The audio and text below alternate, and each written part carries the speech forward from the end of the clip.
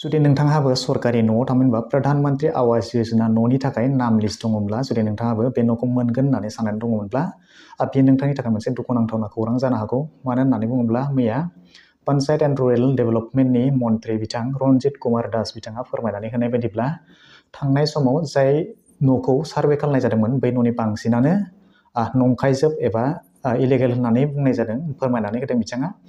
मानो होननानै बुङोब्ला थांनाय समाव जि न'खौ जिबिका हकि बिथांमोना साफायनानै होदोंमोन बै न'आ बांसिनानो सोरनिबा न'आ बांसिनानो आरो जेनेबा बांसिनानो सोरबाया माने बिदिनो लेट्रिनखौनो साफायनानै हरदोंमोन, सोरबाया बिदिनो मोसौ गलिखौनो साफायनानै हरदोंमोन आरो बिदिनो सोरबाया दाउ गन्द्राखौनो साफायनानै हरदोंमोन होननानै बिथाङा फोरमायनानै होदों।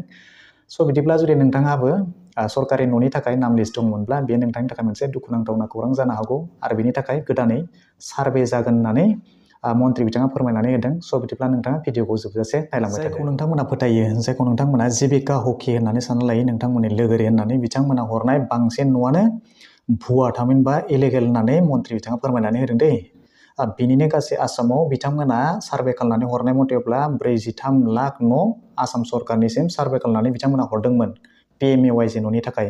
स' दा बेनिनो बांसिनानो दुखिया जायफोर बिथांमोना मोननो गोनां बैसोरबायदि सुबुं बिथांमोना मोनालासिनो बा नङालासिनो बांसिनानो धोनि सुबुङा बेवहाय हाबनानै दङ होननानै मन्थ्रि बिथाङा फोरमायनानै होदों। बेखायनो दायो आरो गोदानै बेनि थाखाय सार्भे खालामफिननाय जागोन होननानै मन्थ्रि बिथाङा फोरमायनानै होदों। स' बिदिब्ला दानिया बिनिनो बेयाव थानाय बांसिनानो गावबा गाव माने रां थाखानाय बा गाव बानायनानै लाखानो हानाय सुबुं बिथांमोनासो बेयाव हाबनानै दङ। बांसिन दुखिया सुबुं बिथांमोना खमानो हाबनानै दङ होननानै मन्थ्रि बिथाङा फोरमायनानै होदों। आरो बेनि थाखायनो दायो गोदानै सार्भे खालामफिननायनि खोथा बिथाङा बुंनानै होदों। आरो बेनि थाखाय फैबाय थानाय समफोराव माने बिदिनो पन्चायत नङाबा PCDCआव बिनि थाखाय गोदानै गावसभा जनाय जागोन आरो बे गावसभानि गेजेरजों जिथु पन्चायतनि प्रेसिडेन्ट सेक्रेटारि नङाब्ला PCDCनि प्रेसिडेन्ट सेक्रेटारि बिथांमोना न'आवनो थांनानै खुद गामिनि सुबुंफोरखौ लानानै जाय गामियाव सोर सुबुङा बेबायदि सरकारि न' मोनथावना दङ बेबायदि सुबुं बिथांमोनखौ गोदानै सार्भे खालामफिननाय जागोन एबा फटक साफायफिननाय जागोन होननानै मन्थ्रि बिथाङा फोरमायनानै होदों।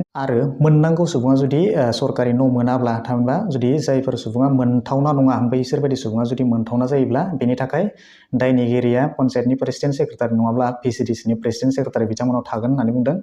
आरो बेनि थाखायनो नोंथाङाबो जुदि दुखियाब्ला, नोंथाङाबो जुदि रेशन कार्ड दङब्ला, नोंथाङाबो जुदि न' मोननांगौ दङब्ला अब्ला नोंथाङाबो बेनि थाखाय कमप्लेन खालामनो हागोन होननानै मन्थ्रि बिथाङा फोरमायनानै होदों। आरो बेनि थाखाय फैबाय थानाय समाव नोंथांनि जिथु ओनसोलाव थानाय पन्चायत नङाब्ला PCDC बेवहाय माने गावसभा जागोन। गावसभानि गेजेरजों बेखौ गासैखौबो रायजो राजा बिथांमोनखौ डिक्लेयार खालामनानै होनाय जागोन। आरो बै समनि गेजेरावनो नोंथांमोननि जि गोदानै PMAYJ न'नि थाखाय सार्भे जागोन बे सार्भेनि गेजेरजों नोंथाङाबो नोंथांनि न'खौ बा नोंथाङाबो न' मोननो जुदि जग्य दङब्ला, मोनथावना जुदि दङब्ला नोंथाङा बेनि थाखाय बे लिस्टआव सोफानानै हरनो हागोन होननानै साफ्रोमबो रायजो राजा बिथांमोनखौनो खावलायदों।